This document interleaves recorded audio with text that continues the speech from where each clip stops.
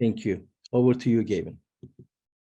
Well, thank you so much for having me. I appreciate the opportunity to talk about these issues that I've been studying for quite some time. As I was speaking with you and your folks about Russian projection of sharp power, this topic seemed to fit within the theme.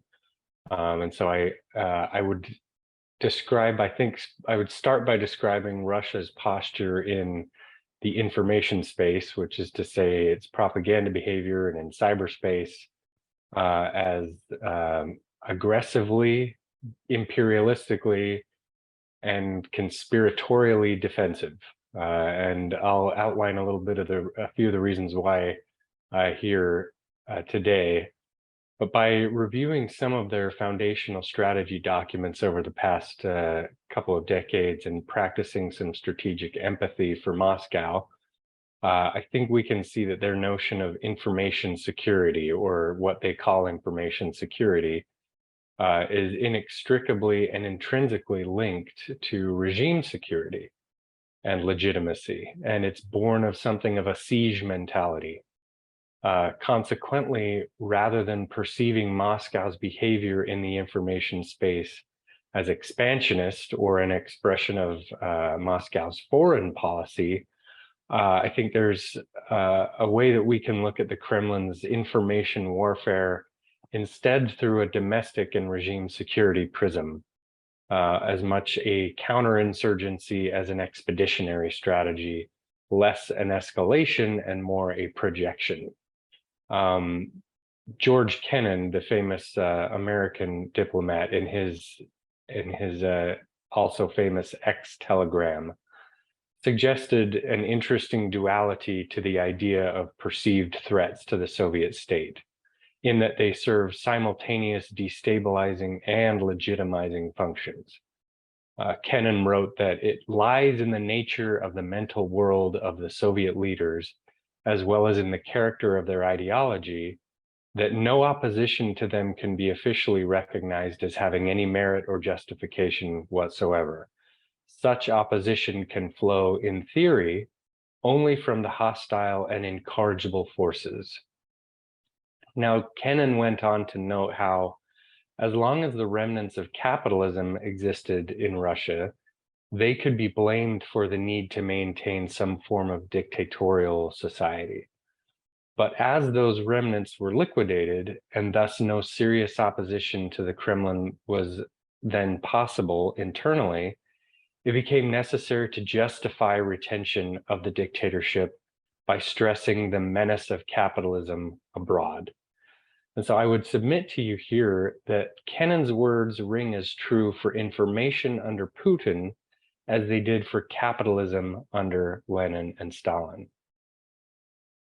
Now, much of the faith that the Soviet leaders later imbued upon information warfare stems from this notion of individual and societal and social malleability that's inherent to Leninist thought.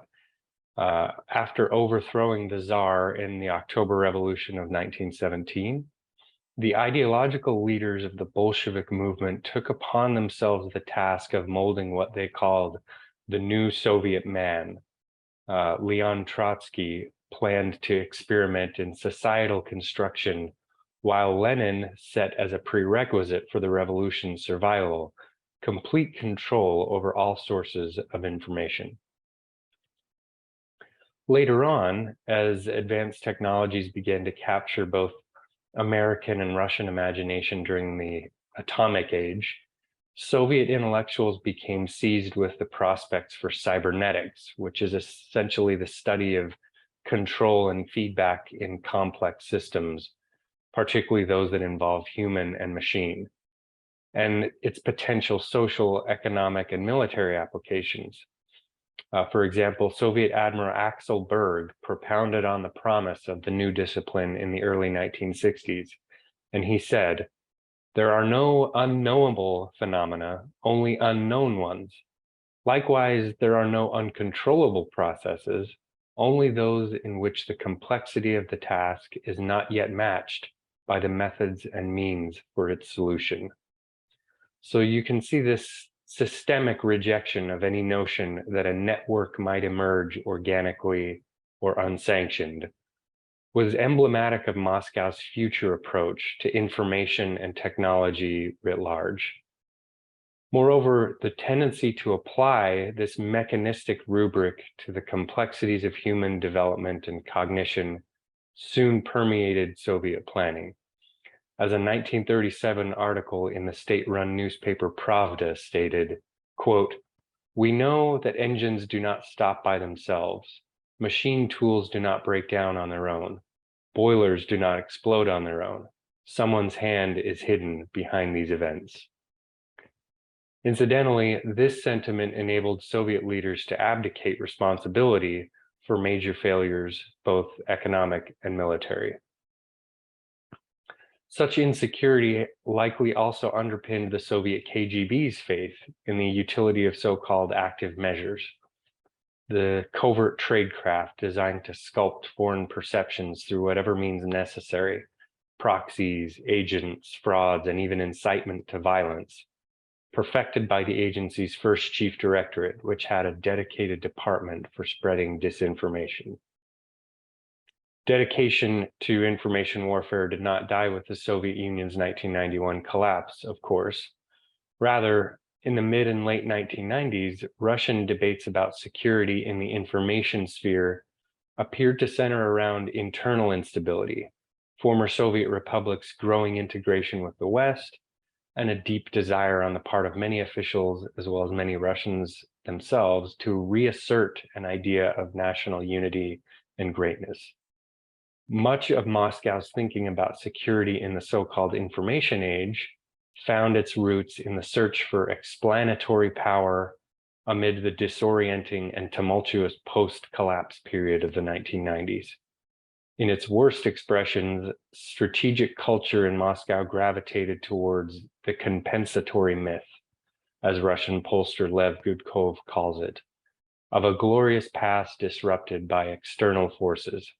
We see the culminating effect of this mentality being wielded against Ukraine at this very day. Now, domestically, then President Yeltsin and his political rivals wrangled for control over television and newspaper coverage, while military theorists drew what they perceived to be lessons from US and NATO performances in the Persian Gulf and the Balkan Wars, concluding that information warfare was changing the very nature of the threat to Russian national security. According to American military expert Timothy Thomas, Russian thinkers considered the population and the armed forces to be extremely vulnerable to foreign information operations, and the requirement to counteract this information or psychological capability of the enemy took on increasing importance over the years. The transition from the Soviet heyday of propaganda and active measures to the Putin era of digital subversion did not take place in a vacuum. Each step along this path evolved into what Russia scholar Robert Horvath describes as, quote, preventive counter-revolution, and was guided by meticulously documented strategy. Since Vladimir Putin's ascendance to the Russian presidency in December of 1999, there's been no single cohesive doctrine for information warfare. Rather, the Russian government has published a series of information security, foreign policy, military, and other doctrines and strategies, which both set priorities for the Russian information apparatus, as well as collectively lay out how the Kremlin thinks about information and the internet, and competition and conflict within that space. The components of Russian thinking in the Putin era illustrate a comprehensive view of information security that goes far beyond the technical and reflects an increasingly conspiratorial belief that external actors are weaponizing the modern information space to undermine the regime at home. The dominant threads linking 2 decades worth of these documents together are thus wariness of dependence on foreign media and technologies, domestic socio-political instability being spurred by an uncontrolled information environment, and Western militaries surpassing Russia's capacity to exploit advantages in both of those areas. Now, in this regard, Russia's cyber behaviors seem designed as much to insulate the regime from external influence by creating a technological and psychological buffer zone around the nation. As scholar Biljana Lilly recently outlined in her book, Russian Information Warfare, this has resulted in a pattern of coercive cyber operations aimed at the former Eastern Bloc and disruptive operations towards the West. Now, the tone of these documents are overwhelmingly defensive and paranoid. But it's only been recently that there's been any real allusion to offensive capacity on Russia's part. For example, the 2021 national security concept stated that Russia's enemies include foreign tech companies, quote, spreading unverified information, and, quote, a distorted view of historical facts. In response, the Russian government was tasked not only with providing information security at home, but also bringing, quote, reliable information about the Russian Federation's domestic and foreign policy to the Russian and international community, ensuring the development of forces and means of information confrontation, presumably via military and intelligence means. Now, these strategies were complemented by a raft of legislation over the previous decade, which was designed to impose what Moscow calls sovereignty over the infrastructure, the content, and the data traversing Russia's sovereign information space. While nowhere near as effective or sophisticated as China's Great Firewall, Moscow's splinter net or RUNet is the culmination of these efforts. So what does all of this mean for us as practitioners or scholars or civil society organizations? I think there's three things that I would underscore. Insofar as the Kremlin continues to insist upon a view of information as foremost a battlefield for regime solvency, I would argue that analysts and policymakers must, number one, accept that Moscow's insecurities about the information environment, however profoundly misguided, are nevertheless genuine and deeply entrenched. So while the belief that the US-led West is concertedly deploying covert information operations to destabilize Russia and its neighbors may be a mere cynical posturing in some circles, it is foundational canon in the inner circle. Both overt messaging and covert activities should thus be conducted advisedly, as they will certainly be perceived and portrayed accordingly by the Kremlin.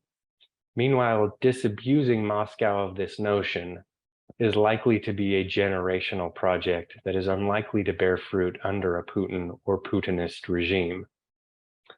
Secondly, I would argue that we should perceive and portray Russian information operations less as expressions of strength on the international stage, more as signals of vulnerability on the domestic front, reflexively casting the US and the West as the primary focal points or the antagonists of Russian activity in the information space, risks legitimizing Moscow's framing and lending more credit to Russia's strategic thought and prowess on the international stage than is likely warranted. And lastly, we should continue to explore the relationship between Russian information operations abroad and Russian insecurity at home, as indeed there appears to be some correlation. This area is ripe for further research and policy analysis.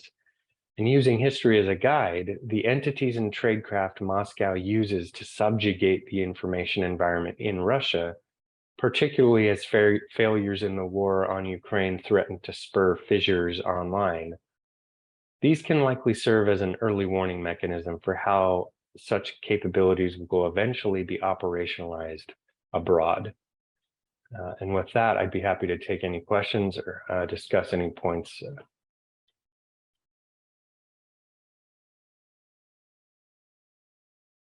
Thank you. That's great. Any questions?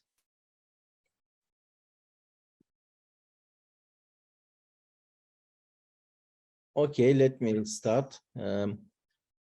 First, I have a comment to make. While I was listening to you, I couldn't stop myself comparing Russia to Turkey. And if we just replace the word Russia with Turkey, I could easily make the same speech. I don't, of course, have your expertise on these matters, but these social, psychological, political, psychological issues are so similar. This victimhood mentality, siege mentality, anti-Western conspiracy theories, and to a certain extent, inferiority complex, this paranoia, and the security-focused approach to foreign affairs, and also obsession with the domestic issues, domestic internal enemies who have been used or potentially could be used by the Western powers as pawns or puppets, fifth column, etc. So there are so many similarities. It's surprising. And also the nostalgia for the lost empire and the glorious days. And Trump was saying the similar thing, but his nostalgia just goes back to 2 years ago. He says, America was great 2 years ago. It was so glorious. He used the term. I mean, that's just a textbook case anyway. So this nostalgia for the lost empire and blaming everything, what happened, what went wrong on the West, disregarding the internal issues, etc. So they are so similar. But in the Turkish case, there is also, I am asking this because I don't know about Russia as much as I do about Turkey. So in the Turkish case, coupled with this defensive rhetoric, there is also this aggressive and also irredentist tone saying that these countries, they were part of the Ottoman Empire and this neo-Ottomanism. So there is this aggressive tone. And this is also related to Turkey's both soft power and sharp power activities in the Caucasus, in the Middle East, and in the Balkans, and also almost in all Muslim majority countries. So Turkey has been doing this, especially this anti-Western rhetoric and narrative, blaming the West for everything, and so on. And I wonder if the Russian experts or pundits or people who disseminate these messages and narrative also have been engaged with this assertive rhetoric, this expansionism, etc. So I think the closest analog would probably be this idea of what they call the Russian world, which is essentially an, I guess you could call it an ideology that submits that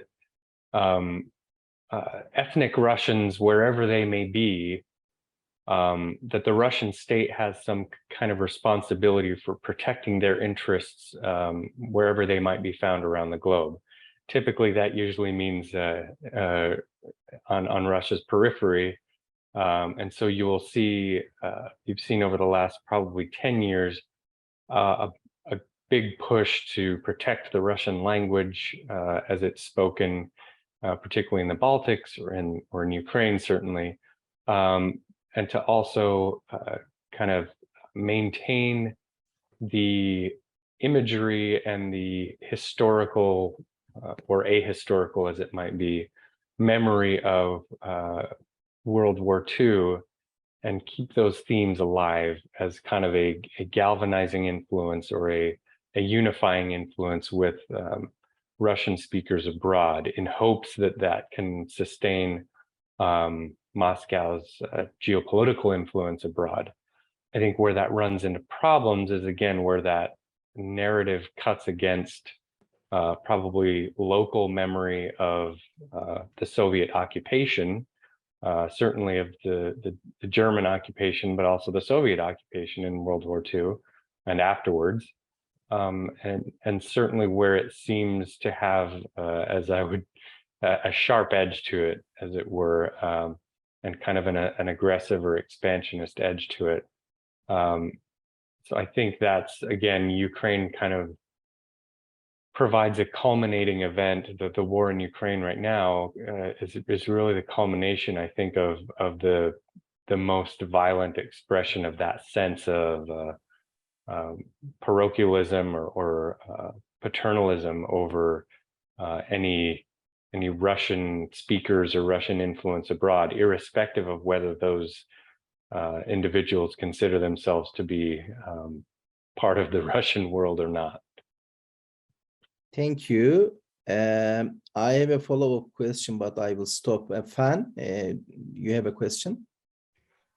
Yes, I do have a question. I think Martin raised his hand first, so maybe let's start with Martin I thought, first. yes, I saw it, but I thought it's just all males, so ladies first, even though it wasn't a lady first, but I am trying my best. Okay, thanks, Ethan. Sorry, Martin. Sorry about that, Martin. I actually have a couple of questions, but I'll ask the one I'm mostly interested in. Likewise, I cannot stop comparing Russia to China, especially in terms of internet governance and the development of the internet in Russia versus in China as well. So I think one of the questions that I did want to ask is, I was wondering whether you'll be able to talk a little bit more about the historical trajectory of the internet development in Russia and in comparison to the United States as well, like how Russia's internet is different to the internet development or to the neoliberal kind of cyber libertarianism that guides the internet development in the United States. And particularly, I'm more interested in the idea of internet governance, for example, in China. I mean, like one of the dominant apps that was developed in Russia and has been widely used by Russian people is VK, the mass media application. So I'm just wondering, what is the governance guideline of that application, and how that application or other Russian self-developed application will be able to regulate the kind of speech domestically and also internationally or transnationally. And yeah, so that's my question. Thanks, Gavin. Yeah, no, that's a great question, and it's pretty it covers a lot of territory. I think that probably one of the biggest animating features of the kind of conspiratorial view of the internet comes from the fact that the US certainly, and then the West, and then the globe kind of reached this period of internet ubiquity in the mid to late 90s, which coincidentally was kind of the low point of a lot of modern memory for Russians. This was a period of economic collapse and the late Yeltsin era where there was a lot of inner turmoil, and so there's a sense of aggrievement and resentment about how quickly the US and the West were advancing technologically at this kind of historical low point for Moscow. And so that paints a lot of what came after. Unfortunately for the Kremlin, however, the Russian economy in the early aughts kind of they caught up in some regard, and the Russian economy got entangled with the global economy, including through the internet, I think to a degree that it could not undertake the same kind of project that China did early on, to kind of set up the infrastructure for a sequestered internet portion. My understanding is that China undertook those efforts far earlier on in the development of the internet, and Russia simply became too deeply entrenched in the global internet to simply extricate itself easily. Now, over time, more recently, I think certainly the Russian regulator Roskomnadzor and the telecommunications providers are still undertaking a lot of efforts to seal off VPNs and to kind of they blocked at least 7,000 plus websites. There's still a lot of effort to kind of hive off the Russian portion of the internet. I just don't know that it's as advanced at this point as the Great Firewall And I would say at this point, some of the degree to which Russia's internet section is isolated is as much a byproduct of Western withdrawal from the Russian market as from Moscow's own moves to censor or seal off the internet. And my understanding from speaking with folks that are still in Russia is that by and large, while some sites are blocked, there's still some degree of ability to use VPNs to access a lot of blocked content. With regard to kind of the way they view information security, I think the main thing that I always point to is that where in the West we tend to think of internet and digital security as network out, Moscow begins from cognitive out.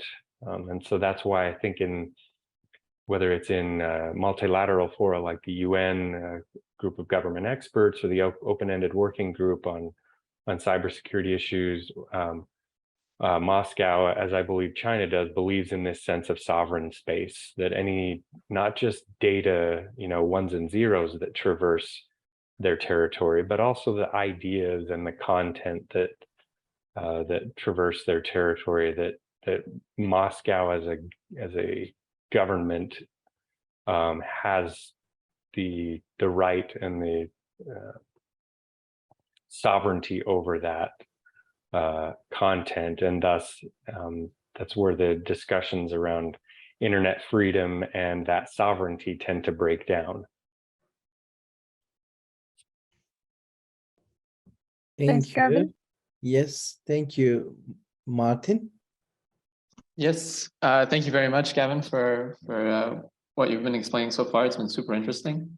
I had a question about so a lot of Russian misinformation occurs, like on the internet, occurs through the vector of its media outlets. So like Russia Today, but also other parts of the Russian media sphere. I just wanted to hear your thoughts about the initial response to the Russian invasion of Ukraine was the banning of some of these media channels across Europe, which was criticized in some circles, very restrained circles, but still some circles, as like working only to insulate Russia's media sphere from the outside. What are your thoughts whether or not this was like sort of a measured response to the challenges posed, or do you think there was more to do or is more to do with regards to combating like media propaganda and misinformation? Wow, yeah, that's a great question. So I struggle with this as well. On one hand, I think there's and post 2016, I think Washington, D.C. writ large is still grappling with this question of the degree to which foreign media influence, when it's unabashedly government, kind of state-run, openly and unabashedly, and when it's clearly and demonstrably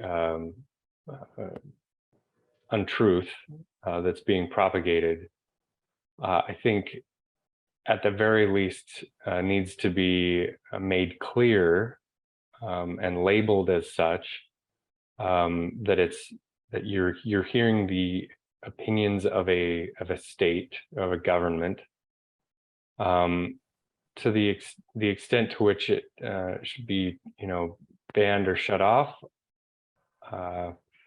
That's a tougher question, and I think it's one that democracies certainly have to wrestle with, and have done certainly in World War II era, struggled with this as well. The U.S. Foreign Agents Registration Act is kind of born of that very fear of at the time influence from the Hitler-run Nazi Party kind of permeating media space in the U.S. What I will say is that I think it's clear from watching RT or those kinds of outlets that it's propaganda at work, and it reflects, as I said, Moscow's general sense that information is inherently wieldable, that if I just that if I just have enough reach and amplification, that I can somehow mold a society. That certainly worked internally in their view, and now it's turned outward. I take issue with that philosophy. I don't think it's necessarily true. I think there's got to be a lot of preconditions for that kind of approach to work, if at all. But I also, again, I think it reflects this sense of insecurity. And I also am wary of the idea that any information outlet is merely either being weaponized by some entity or is able to be weaponized. I think that's a dangerous space for democracies to kind of back themselves into in response to some of these outlets. And so I think in general, I'm all about transparency and a kind of human right to credible and true information. All of that said, I worry that as democracies, we kind of, in trying to defend ourselves against the onslaught of disinformation and propaganda, we inadvertently talk ourselves into this idea that information is inherently wieldable like a weapon, because I think humans and societies are much more complex than that. And so in that regard, I think there's certainly some drawbacks to closing off avenues of information. But I think that's certainly the right of sovereign states to kind of take measures to ensure that their population understands that this kind of outlet, certainly RT, is nothing more than, is at its core the expression of the Kremlin. That also said, I think a lot of times we view Russian propaganda as being very top-down, which I think in some regards it is, but in other senses, as you've seen with the renewed incursion into Ukraine from February, there's a lot of just toss, and certainly with MH17 in 2014, the shoot down over Ukraine, this tragedy, there's a lot of just simply spraying narratives to see what sticks, and being very entrepreneurial, I think. So, certainly I imagine there's talking points that are kind of generally provided from on high. But in another regard, I think a lot of these propaganda artists are very astute at merely experimenting and being entrepreneurial and seeing what narratives take hold.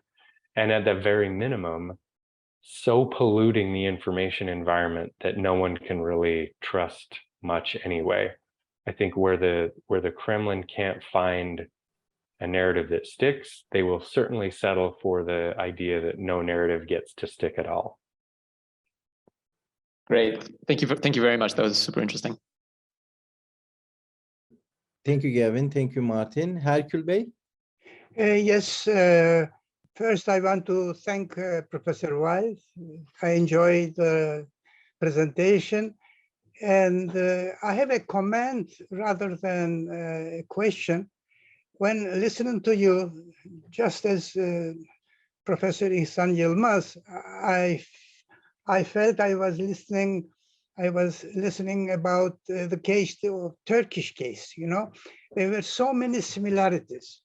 And actually, Mr. Yılmaz expressed what I wanted to say myself too, that's the similarities, there are so many.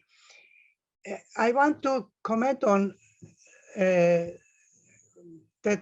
regimes like communist regime, dictatorial regimes, names like that are not of such a big importance. The practice is much more important. We have the Turkish case, for example, where is officially a democracy, a member of NATO, a member of the Western world, and still we have so many similarities with regime of communist regime and dictatorial Putin regime. So I mean, the name we give to a regime is not so important. You know, the understanding that there is a political power that knows what is right, what is good for the people, what they are supposed to listen to and learn and control the information is irrelevant from the regime itself. It can maybe, we may have the same case, say, I hope not, but in any democratic country of the Western world, you know, we have some signs of this. You know, there are some authoritarian understanding of treating the people as if they are students, that they have to learn something, and especially not to learn some bad habits or things like that. Still, I am trying to think trying to find a difference between, say, the Soviet regime and present-day Turkey. I think the only thing that I think is different is that in the Soviet case, we had a group of people following an ideology, trying to secure the victory of the ideology. And they also had quite a big support from people outside Soviet Union with the same ideals. In the Turkish case, I don't know what the regime is trying to protect. I mean, what is trying to save. It ends up as if it is trying to save one person only. And I think this is quite a big difference between Soviet regime and present-day Turkey. I don't know if you agree with me, but the parallel is, there are many similarities, but there are probably one or two differences too. And this is what I wanted to add to this nice meeting. Well, thank you. No, I think I certainly agree with you that first off, that, you know, regime types and categories are certainly helpful in some regard, but I think you're spot on that you know, institutions and values are whether they be democratic or illiberal, certainly come to express themselves sooner or later in the behavior of nations. And we, you know, in the United States, we've certainly, I think, reached a greater appreciation for the fact that no kind of governance type of branding simply proceeds on its own inertia. It has to be cultivated, it has to be nurtured, and is really the byproduct of the people that we entrust with authority and power to govern us. And so I think you're absolutely right there.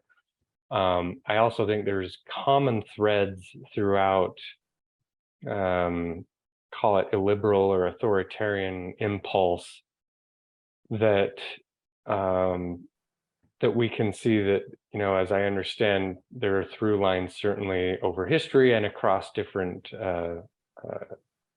countries throughout time.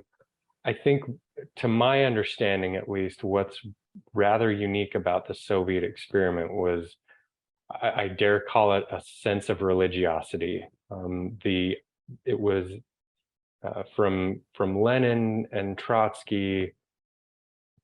Certainly there was just this sense that there needed to be total control, not only of what content there was, which ranged from not just newspapers, but socialist realism had to permeate literature, sculpture, dance. They needed it to be you know, reflected in every activity. And when you compare that to a lot of kind of religious movements, it really does, there seem to be similarities there. The degree of kind of permeation into every facet of life. And I think with the collapse of that certainly in 1991, a lot of certainly the leaders, but the population, this was such a devastating loss of sense of collective identity that when coinciding with what I think in the United States we would consider the 90s were very prosperous, were very innovative, were very kind of triumphant. Those two historical eras were such a kind of perfect storm that touched off a lot of the behaviors and the attitudes that I think we're now seeing play out. And so in that regard, I think that's probably one of the more unique aspects of the Russian or Soviet experience. Thank you. Thank you both. Kainat? Yeah, thank you. Gavin, thank you for this interesting talk. I think it has been very helpful to understand how not only Russia disseminates information, but how it views the whole idea of information and citizenship. So I have a question, and it's linked to how you began the presentation. You said that since the October Revolution, the Russian state has been trying to create an ideal citizen.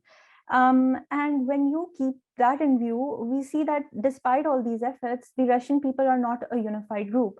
For example, in the case of the recent invasion of Ukraine, we see that internally there are protests against the invasion.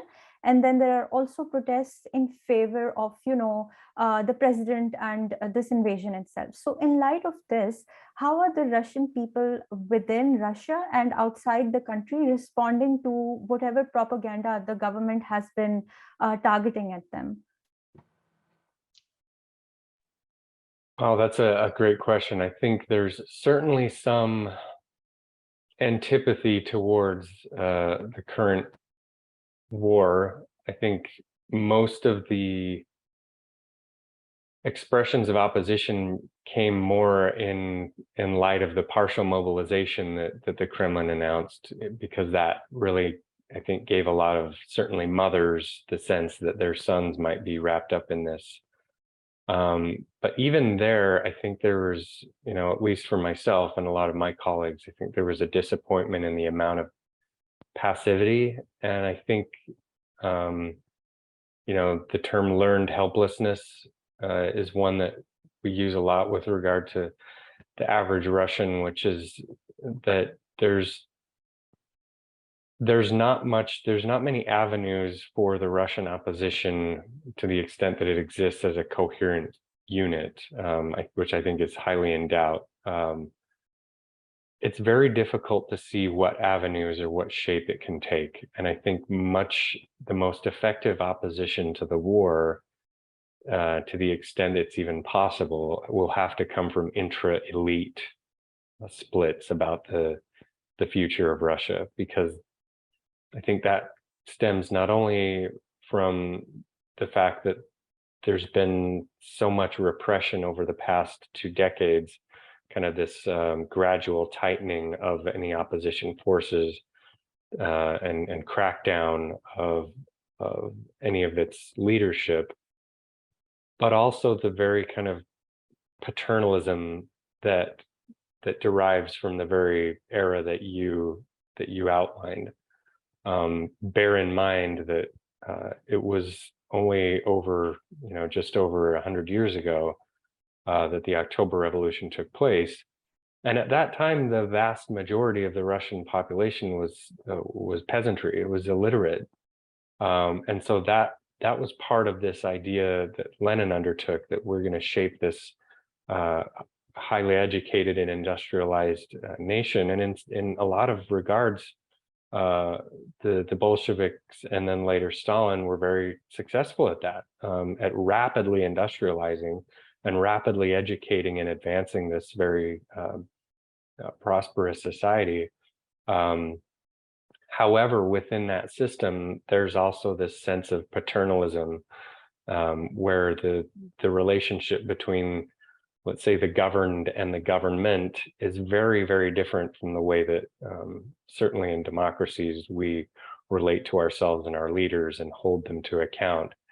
So there's already a lot of barriers to kind of, I would say, at the risk of sounding essentialist, but I think in general, as a general idea, the relationship between the average Russian citizen and, say, the Kremlin is more one of kind of passivity, certainly in the Putin era, And so that makes it, I think, very difficult to kind of cultivate a lot of hope that the population is going to be kind of this grassroots opposition to the war. I think far more realistic are going to be some conscientious objectors among the elite. But even that, I would say, I would asterisk that with the fact that Putin's kind of control and the degree of support that he enjoys even within the elite seems rather absolute. And it's difficult for me to foresee any scenarios where it gets either much better with Putin or frankly much better with a successor from the current inner circle, because